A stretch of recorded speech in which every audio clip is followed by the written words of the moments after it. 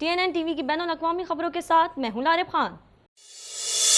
German chancellor 3 روزہ دورے پر Canada پہنچ گئے۔ کینیڈا کی نائب وزیر اعظم کرسٹیا فریلینڈ نے مونٹریال کے ٹروڈو بین الاقوامی ہوائی اڈے پر معززین کا استقبال کیا۔ اس حوالے سے مزید جانتے ہیں۔ جرمن چانسلر اولاف شولز 3 روزہ دورے پر کینیڈا پہنچ گئے۔ شولز، جنہوں نے گزشتہ سال دسمبر میں اینجلا مرکل کے بعد عہدہ سنبھالا تھا، کینیڈا کے شہر مونٹریال میں اس دورے کے لیے اترے، جس میں مغربی نیو فاؤنڈ لینڈ میں ٹورنٹو اور اسٹیفن ویل میں طے شدہ اسٹاپ شامل ہیں۔ اس پورے دورے میں ان کے ساتھ وائس چانسلر رابرٹ ہیبیک بھی ہوں گے، جو ملک کی انرجی فائل کے انچارج ہیں۔ نائب وزیر اعظم کرسٹیا فریلینڈ نے مونٹریال کے ٹروڈو بین الاقوامی ہوائی اڈے پر معززین کا استقبال کیا۔ توقع ہے کہ چانسلر اور وزیر اعظم جسٹن ٹروڈو کینیڈا سے جرمنی کو کلین ہائیڈروجن فراہم کرنے کے ساتھ ساتھ یوکرین کی جنگ پر بات چیت کرنے کے معاہدے پر دستخط کریں گے۔ شولز کی آمد یوکرین کی جانب سے ٹربائن کی جانب سے جرمنی کو قدرتی گیس فراہم کرنے والی روسی پائپ لائن میں استعمال کے لیے مونٹریال میں مرمت کیے جانے والے ٹربائن کی واپسی کی اجازت دینے کے فیصلے کو منسوخ کرنے کے لیے ایک نئے مطالبے کے موقع پر ہے۔ یوکرین کے سفیر اور یوکرین کینیڈین کانگریس نے کینیڈا سے اس جھوٹ کو منسوخ کرنے کا مطالبہ کیا جس نے ایک کینیڈین کمپنی کو روس کے خلاف پابندیوں سے بچنے کے لیے ٹربائن واپس کرنے کی اجازت دی۔ فلائٹس میں تاخیر کے اعتبار سے ٹورنٹو کا پیئرسن ایئرپورٹ دنیا کے بدترین ایئرپورٹس میں دوسرے نمبر پر آ گیا۔ مزید جانتے ہیں اس رپورٹ میں۔ ٹورنٹو کا پیئرسن ہوائی اڈا تاخیر کے سبب دنیا کا دوسرا بدترین ہوائی اڈا ہے۔ کینیڈا حکومت کا کہنا ہے کہ اب حالات بہتر ہو رہے ہیں۔ وزیر ٹرانسپورٹ نے کووڈ-19 اور مزدوروں کی کمی کو صورتحال کا ذمہ دار ٹھہرایا۔ کینیڈا میں ہزاروں مسافر اس مسئلے کا سامنا کر رہے ہیں۔ چونکہ موسم بہار میں کووڈ-19 کی پابندیاں ہٹا دی گئیں، سفر میں اچانک اضافے سے بڑے پیمانے پر تاخیر اور منسوخی اور ہوائی اڈے کا رش بڑھ گیا۔ وزیر ٹرانسپورٹ عمر الغابرہ نے ہاؤس آف کامنز کی ٹرانسپورٹ کمیٹی کو بتایا کہ کووڈ-19 اور ہوابازی کی صنعت میں مزدوروں کی کمی اس کا ذمہ دار ہے، اور یہ کہ حکومت کی مدد سے سفری افراتفری ختم ہو رہی ہے۔ انہوں نے کہا کہ ہم گزشتہ 2 ماہ کے دوران نمایاں بہتری دیکھ رہے ہیں، لیکن افراتفری ختم ہونے سے بہت دور ہے۔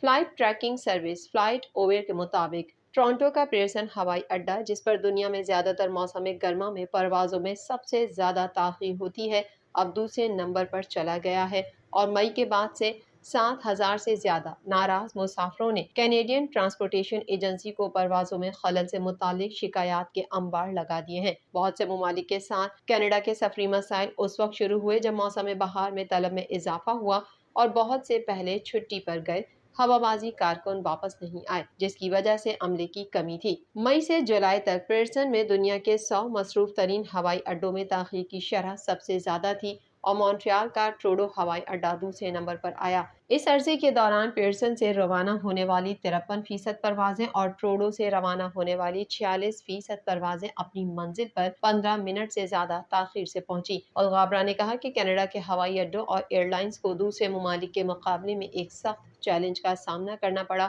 کیونکہ یہاں کی ٹریول انڈسٹری وبائی امراض کے دوران عملی طور پر رک گئی تھی۔ الغابرہ کا کہنا ہے کہ اوٹاوا نے اس مسئلے کو حل کرنے میں جلدی کی، ہم نے شروع سے ہی ایکشن لیا اور ہم کرتے رہیں گے۔ گریٹر ٹورنٹو ایریا میں اتوار کے روز ہونے والی موسلا دھار بارشوں کے سبب شہر کے مختلف علاقوں میں پانی گھروں میں داخل ہو گیا، جبکہ کئی سڑکیں زیر آب آ گئیں۔ مزید جانتے ہیں اس رپورٹ میں۔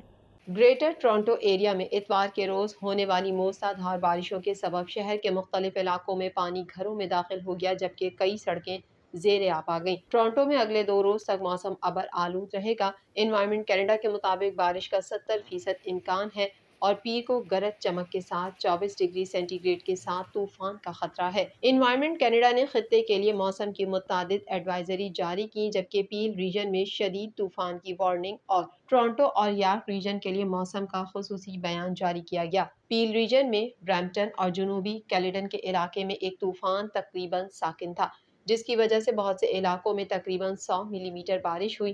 ماحولیات کینیڈا نے کہا کہ ان علاقوں میں کل 120 ملی میٹر سے زیادہ بارش ممکن ہے، جہاں پہلے ہی ہفتے کے روز طوفان سے نمایاں بارش ہو چکی ہے۔ کریڈٹ ویلی کنزرویشن نے کہا کہ کریڈٹ ریور واٹر شیڈ میں اتوار کی شام کے طوفان سے پہلے ہی 10 سے 35 ملی میٹر بارش ہو چکی تھی۔ گرج چمک کے باعث ٹورنٹو بھی موسم کا ایک خاص بیان جاری کیا گیا تھا۔ انوائرمنٹ کینیڈا نے کہا کہ شہر کے شمالی حصے میں سب سے زیادہ بارشیں ہوں گی۔ انہوں نے مزید کہا کہ اس علاقے میں 20 سے 40 ملی میٹر تک بارش ہو سکتی ہے۔ یورپ میں دریائے ڈینیوب میں پانی کم ترین سطح پر آ گیا، جس کے باعث دوسری جنگ عظیم کے دوران ڈوبنے والے جہازوں کا ملبہ اوپر آ رہا ہے۔ مزید جانتے ہیں اس رپورٹ میں۔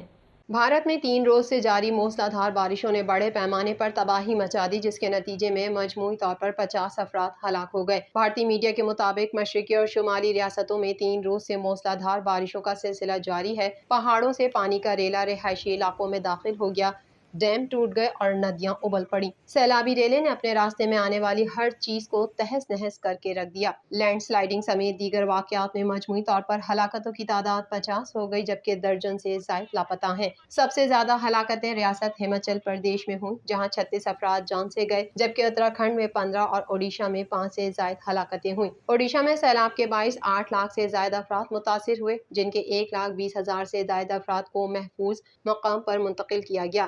نااہل مودی سرکار کے دور میں قدرتی آفات میں شہریوں کو بے یار و مددگار چھوڑ دیا گیا، جبکہ محکمہ موسمیات کی کارکردگی پر بھی سوال اٹھائے جا رہے ہیں، جس نے رواں برس معمول سے کم بارشوں کی پیشن گوئی کی تھی۔ دوسری جانب افغانستان کے صوبے لوگر میں شدید بارشوں کے بعد سیلاب کے باعث 20 افراد جاں بحق اور 30 زخمی ہو گئے۔ افغان میڈیا کے مطابق لوگر میں شدید بارشوں کے بعد سیلاب کے باعث 20 افراد جاں بحق اور 30 زخمی ہو گئے ہیں۔ جاں بحق ہونے والوں میں 9 بچے، 9 خواتین اور 2 مرد شامل ہیں، جبکہ سیلابی ریلے میں بہہ کر 4 افراد لاپتہ ہو گئے۔ سیلاب کے باعث 3000 سے زائد گھروں کو نقصان پہنچا اور ہزاروں لوگ کھلے آسمان تلے رات گزارنے پر مجبور ہیں۔ افغان حکام کے مطابق کئی دیگر صوبوں کو بھی سیلابی صورتحال کا سامنا ہے اور بارشوں کا سلسلہ جاری ہے۔ یورپ کو ایک صدی کی بدترین خشک سالی کا سامنا ہے۔ دریائے ڈینیوب میں دوسری جنگ عظیم کے دوران ڈوبنے والے جہاز منظر عام پر آ گئے۔ غیر ملکی خبر رساں ادارے کے مطابق دریائے ڈینیوب میں پانی کم ترین سطح پر آ گیا، جس کے باعث دوسری جنگ عظیم کے دوران ڈوبنے والے جہازوں کا ملبہ اوپر آ رہا ہے۔ رپورٹس کے مطابق صرف سربیا میں 20 بحری جہازوں کا ملبہ سامنے آیا ہے، جو دھماکہ خیز مواد سے بھرے پڑے ہیں۔ یہ جہاز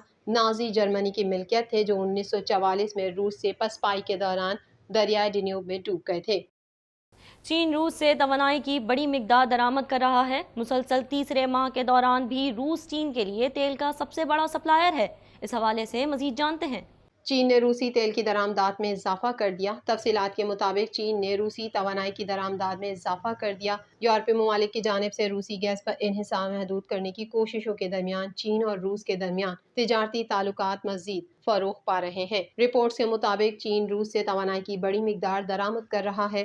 مسلسل تیسرے ماہ کے دوران بھی روس چین کے لیے تیل کا سب سے بڑا سپلائر ہے۔ جولائی میں چین نے کل 7.15 ملین ٹن روسی تیل درآمد کیا، جو کہ گزشتہ سالوں کے مقابلے میں 7.6% زائد ہے۔ چین کی روس سے کوئلے کی درآمدات جولائی میں 7.42 ملین ٹن کے ساتھ 5 سال کی بلند ترین سطح پر پہنچ گئیں، جو پچھلے سال کے اسی مہینے کے مقابلے میں تقریباً 14% زیادہ ہے۔ دوسری جانب یورپی یونین تقریباً 6 ماہ قبل شروع ہونے والی روس یوکرین جنگ کے بعد سے روسی توانائی کی سپلائی پر انحصار کم کرنے کی کوشش کر رہی ہے۔ ایسے میں چین روس سے اشیاء کی قیمتوں میں رعایت کا فائدہ اٹھا رہا ہے۔ چینی اور روسی سربراہان کے درمیان ہونے والی ٹیلی فونک گفتگو میں چین کی جانب سے بنیادی مفادات، خود مختاری اور سلامتی جیسے خدشات سے متعلق امور پر روس کو باہمی تعاون کی پیشکش جاری رکھنے کا وعدہ کیا گیا تھا۔ اس حمایت کے اعلان کے بعد کرملن سے جاری کیے گئے ایک بیان میں کہا گیا کہ دونوں رہنماؤں نے مغرب کی غیر قانونی پابندیوں کی پالیسی کی وجہ سے عالمی معیشت کی صورتحال کو مد نظر رکھتے ہوئے توانائی، مالیاتی، صنعتی، ٹرانسپورٹ اور دیگر شعبوں میں تعاون کو وسعت دینے پر بھی اتفاق کیا۔ روس کے دارالحکومت ماسکو میں ہوئے کار بم دھماکے میں روسی صدر ولادیمیر پوتن کا دماغ قرار دیے جانے والے الیگزینڈر ڈیوگن کی بیٹی ہلاک ہو گئی۔ ماسکو میں ہونے والے اس کار بم دھماکے کا ممکنہ نشانہ روسی صدر کے انتہائی قریبی ساتھی الیگزینڈر خود تھے، مگر وہ محفوظ رہے۔ الیگزینڈر کو یوکرین پر حملے کا ماسٹر مائنڈ بھی بتایا جاتا ہے۔ دونوں باپ بیٹی الیگزینڈر ڈیوگن اور ڈاریا ڈیوگن غیر ملکی پابندیوں والی فہرست میں شامل ہیں۔ TNN TV کے نیوز بلیٹن سے فی الوقت اتنا ہی۔ مزید خبروں اور اپڈیٹس کے لیے دیکھتے رہیے TNN TV۔